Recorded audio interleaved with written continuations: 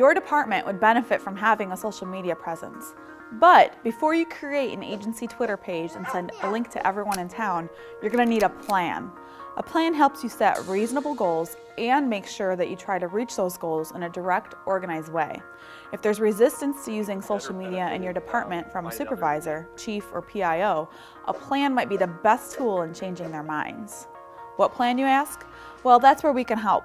A few straightforward steps, combined with your knowledge of your department and your community, can create a strong and successful social media plan. Let's review these steps together. Define your problem. Before you decide what you're going to do, you need to figure out what needs to be done. What issues face your department? What issues face your community? Define social media. If you're going to present social media as a solution to your problem, you better make sure people know what you mean by social media. This is your chance to clear up misconceptions about social media and highlight the potential offered by this means of communication. You may also want to specify which social media tool or website you will be using, with data to justify your choice. The most important aspect of this step is making it clear that social media is an integral part of the community outreach in developing positive relationships with the people you want to protect. Set goals. Goals will help you decide what you want to achieve and serve as a focus. Meeting goals will also show the value of the project to superiors who are still skeptical of social media. Create a timeline. Social media is something you can engage in during brief stretches of downtime between calls or as a break from station maintenance, but because you can do it anywhere, anytime, it's easy to put off.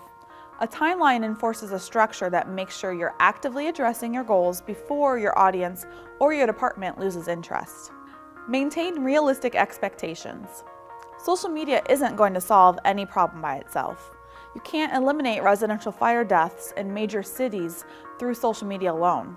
Creating realistic expectations will help prevent disappointment from your superiors if there are issues that you can't address with Facebook alone. Establish social media policy.